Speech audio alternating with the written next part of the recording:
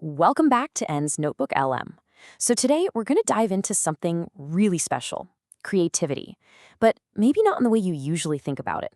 We're not talking about it as some rare talent that only a few people are born with. No, we're going to explore it as a way of being in the world, a fundamental part of being human that's available to every single one of us. So how do we tap into it? How do we live that way? Well, that's the journey we're going on today. This quote from the artist Robert Henry, man, it just hits the nail on the head, doesn't it?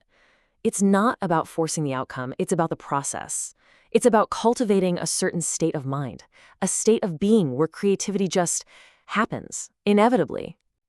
And that's the big question, right? It sounds great, but it can feel so abstract, so mystical.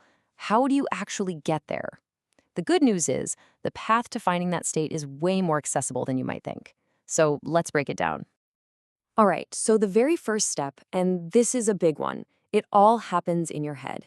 It's about a fundamental shift in how you see yourself and your relationship with the whole idea of creation. You know, this is the one myth we absolutely have to bust right now. The idea of the special artist, born with some kind of magic that the rest of us don't have. The truth is, creativity is not some rare ability. It's our birthright. It's for all of us. And this is such a brilliant way to think about it. When you broaden the definition of create, you start to see it everywhere. Seriously, think about it. You're creating all the time. When you figure out a better way to organize your kitchen, have a really great conversation, or even just find a new shortcut on your way home, you're bringing something new into existence. You are creating. So here's the real takeaway from this first part. Being an artist isn't about what you make, it's about how you see the world. It's a choice you make to pay closer attention, to dial up your sensitivity to everything around you and inside you. Okay, so if being an artist is really about how we see, the next logical question is, well, how do we tune our perception? How do we open ourselves up to receive all the ideas that are floating around in the world?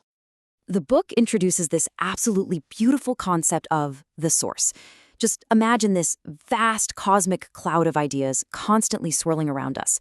It's not something locked away inside you. It's everywhere, all the time, an infinite wellspring that you can always draw from. Now this is a total game changer in how you think about creativity. If the ideas are like radio waves being broadcast from the source, then we're the antenna. Our job isn't to invent the signal out of thin air.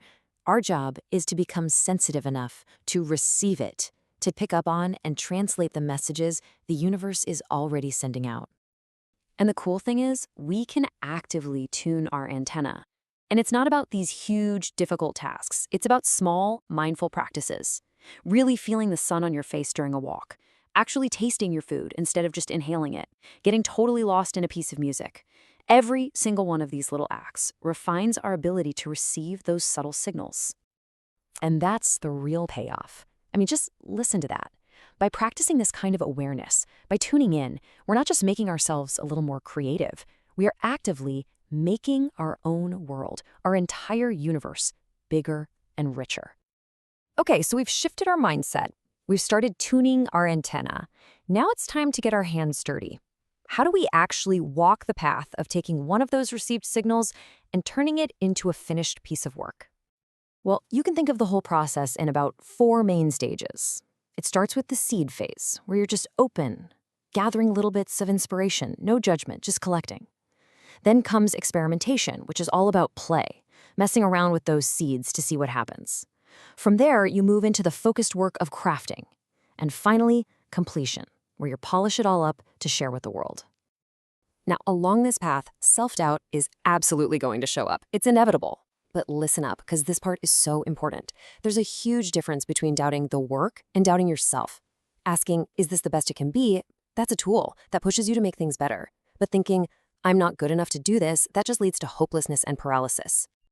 So what do we do with the inevitable flaws we find in ourselves and in our work? Well, there's this powerful metaphor from the Japanese art of kintsugi. When a beautiful piece of pottery breaks, they don't just throw it away. They mend the cracks with golden lacquer. So the break isn't hidden, it's highlighted. It becomes a beautiful, essential part of the object's history and its strength. And that's exactly how we can learn to treat our own imperfections. They're not failures to be hidden. They're golden veins of character. You want to talk about a fresh perspective? Sometimes you need to break all the rules. Consider the story of AlphaGo, an AI built to play the ancient game of Go. It's in a match against the world champion, Lee Sedol, and at a key moment, the AI makes a move 37, that was so bizarre, so alien, that the master literally had to get up and leave the room to process what he'd just seen. The AI won the game, and that move was the turning point. After thousands of years of human strategy, this comment from an expert just says it all. A machine showed us we had barely even scratched the surface of what was possible. So how did it do that? The answer is something called beginner's mind. See, the AI wasn't burdened by 3,000 years of what you're supposed to do. It only knew the rules, not the conventional wisdom. It saw the game with innocent eyes, unconstrained by what experience tells us is impossible. And that freedom, that is a creative superpower. Which brings us to our final section. And honestly, this can be the toughest part of the whole journey. Once the work is done, or as done as it's gonna be, how do we release it? How do we let it go? It all starts with the right mindset. On one hand, you have the scarcity mindset, which is afraid that your good ideas are a finite resource, so you hoard them. On the other hand, you have the abundant mindset, which trusts that the source is a flowing river. The more you share, the more new ideas will come to you. It keeps everything moving. So when it comes to success and putting your work out there, who are you really doing it for? The critics? Your friends? The book argues that true success, the only success that matters, is when you please an audience of one, yourself. The real goal is to get to a point where you feel you've done the best you can, and you are pleased with it. That is the only finish line. And that brings us right back to where we started.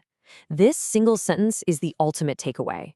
The paintings, the songs, the solutions, the businesses, they're all just byproducts. They're the evidence of the real work, which is cultivating a way of being that is open, aware, and tuned in to the world. So I'll leave you with this question to think about. Knowing that you are an antenna, that the universe is constantly broadcasting, and that your only job is to tune in and translate, what work is waiting to come through you? If this topic has captured your interest and you'd like to dive deeper, the book is called The Creative Act, A Way of Being by Rick Rubin.